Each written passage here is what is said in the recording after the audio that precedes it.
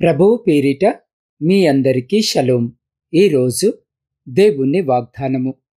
మీరు నా నామము నిమిత్తము అందరి చేత ద్వేషింపబడుదురు, అంతము వరకును సహించినవాడు రక్షింపబడును. మత్తయి సువార్త 10వ అధ్యాయము 22వ వచనం. ప్రియ సహోదరి సహోదరులారా, ఈరోజు ఈ వాక్యము వినిచిన మీ అందరికీ మన ప్రియరక్షకుడైన యేసు క్రీస్తు నామమున ఈ నూతన దినపు శుభములను వందనములను తెలియజేయుచున్నాను. ప్రియులారా, దేవుడిచ్చు శక్తి వలన కొందరు విశ్వాసముతో అంతము వరకు సహిస్తారు. కాబట్టి వారికి విజయము, విముక్తి లభిస్తుంది. దేవుని యందు స్థిరమైన విశ్వాసముంచి పరిస్థితులను స్థిరముగా సహించినందువల్ల దొరికే ప్రతిఫలము విజయం. సహించేవారు దేవుడిచ్చే రక్షణ వారిలో పనిచేస్తూ ఉంటుంది. కాబట్టి ఆయన వారిని క్రీస్తులో నూతన సృష్టిగా చేశాడు. కాబట్టి అలా సహనముగా నిలవగలుగుతారు. ప్రియులారా, అంతము వరకు వారు తమ నమ్మకాన్ని నిలబెట్టుకునేలా ఆయన వారికి శక్తినిస్తాడు. అబ్రహాము జీవితము నేటి క్రైస్తవులకు అనేక పాఠాలను నేర్పిస్తుంది. ఆయన విశ్వాసాన్ని మాత్రమే కాక ఓర్పును, సూక్ష్మబుద్ధిని, ధైర్యాన్ని, నిస్వార్థ ప్రేమను అంతము వరకు చూపించాడు. ఆయన తన జీవితంలో ప్రభు యొక్క ఆరాధనకి ప్రథమ స్థానాన్ని ఇచ్చాడు. అంతము వరకు సహించిన వాడెవడో వాడే రక్షింపబడును అని యేసు మనకు గుర్తు చేస్తున్నాడు.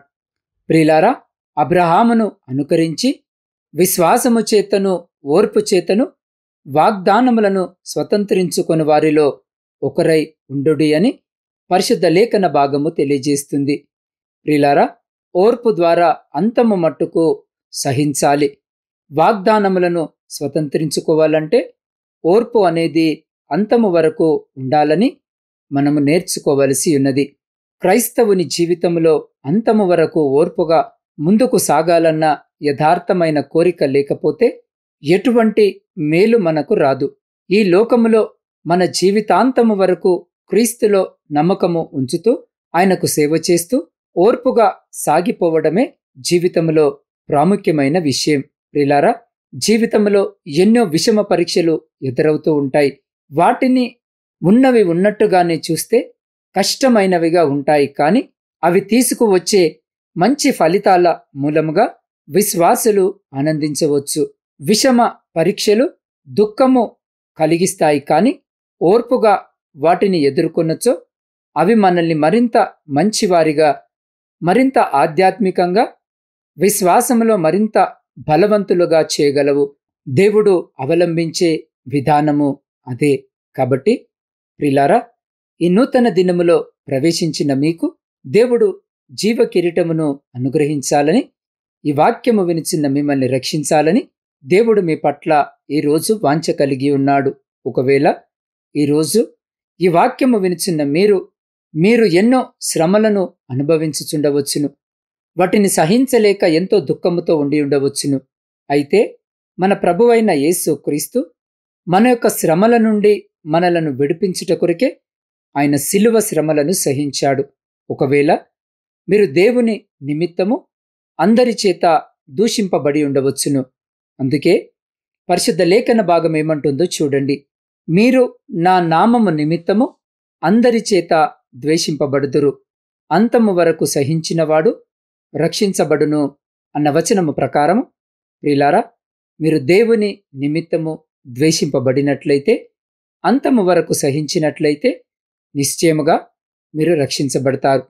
ప్రియులారా, పరిశుద్ధ లేఖన భాగాలలో విత్తువాని ఉపమానము మనము గమనించినట్లయితే, కొందరు మాత్రమే తమ జీవితాలను ప్రభువునకు సమర్పించుకొని 30 60 100 ఫలములిస్తారని, కోత కోస్తామని ప్రభు సెలవిచ్చాడు. మరి మిగతావారు, వారికి కూడా అదే కోరిక, లక్ష్యము కలిగి ఉంటారు. కానీ దీవెనలను పొందుకొనలేరు.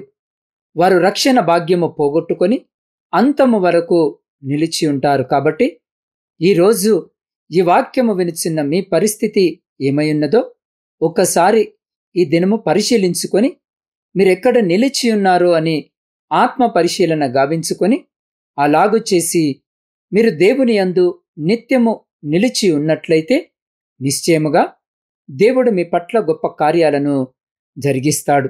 ప్రియులారా, అంతము వరకు సహించగల మీ ఓర్పు ఈ నూతన దినములో దేవుని అనుగ్రహాన్ని పొందేందుకు నడిపిస్తుంది. మీరు విశ్వాసముగా ఉండడము ఆయన హృదయాన్ని ఆనందపరుస్తుంది అన్న నమ్మకాన్ని బట్టి ఆనందించండి. దేవుడు అబ్రహామును తన స్నేహితునిగా ప్రేమించాడు.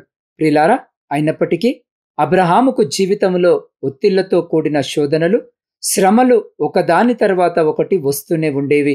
కీడుతో నిండి ఉన్న ఈ అంత్య దినములలో శ్రమలు అంతకన్నా తక్కువగా ఉంటాయని మనం అనుకోకూడదు.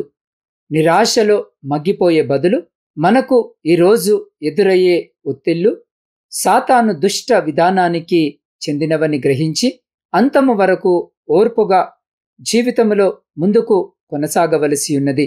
విశ్వాసమునకు కర్తయు దానిని కొనసాగించువాడనైన యేసు వైపు చూచుచు మన ఎదుట ఉంచబడిన పరుగు పందెములో ఓపికతో పరిగెత్తాలని ప్రభు మన పట్ల కోరుకొనుచున్నాడు. ప్రియులారా, పరిశుద్ధ లేఖన భాగాన్ని మనము చూసినట్లయితే ఎవరైతే క్రీస్తును వెంబడిస్తారో వారు తప్పకుండా హింస పొందుదురు అని వ్రాయబడి ఉన్నది. అందుకే యేసు ఇలా అంటున్నాడు. అప్పుడు యేసు తన శిష్యులను చూసి, ఎవడైనను నన్ను వెంబడింపగోరిన ఎడల తన్ను తాను ఉపేక్షించుకొని తన సిలువనెత్తుకొని నన్ను వెంబడింపవలెను అన్న వచనము ప్రకారము ఈరోజు ఈ వాక్యము వినుచున్న మీరు శ్రమలను అనుభవించున్నట్లయితే దేని నిమిత్తము మీరు భయపడకుండా ఆయనను వెంబడించండి. ప్రియులారా, మీ దుఃఖము మరియు బాధల మధ్యలో మీరు దేవుని సన్నిధిలో కన్నీటితో మొరపెట్టండి. ఆయన మీ ప్రార్థనలకు తప్పకుండా జవాబునిస్తాడు. అందుకే కీర్తనాకారుడిలా అంటున్నాడు, యెహోవా నా ప్రార్థనకు చెవియొగ్గుము, నా మనవుల ధ్వని ఆలకింపుము. నీవు నాకు ఉత్తరమిచ్చువాడవు గనక నా ఆపత్కాలమందు నేను నీకు మొరపెట్టెదను అన్న వచనముల ప్రకారము ప్రియ సహోదరి సహోదరుడా, ఎప్పుడైతే మీరు బాధలను శ్రమలను ఎదుర్కొంటారో అప్పుడు ప్రభువా నన్ను బలపరచుము అని ప్రభు సన్నిధిలో మోకరించి ఆయన వైపు చూస్తూ ఆయన అడగండి. దేవుడు మీ జీవితంలో చేసిన వాగ్దానములను హత్తుకొని ఎత్తిపట్టి ప్రార్థించినట్లయితే నిశ్చయముగా మీరు విజయవంతమైన జీవితాన్ని జీవిస్తారు. అంత మాత్రమే కాదు, దేవుని యొద్ద నుండి ప్రతిఫలము పొందుకుంటారు.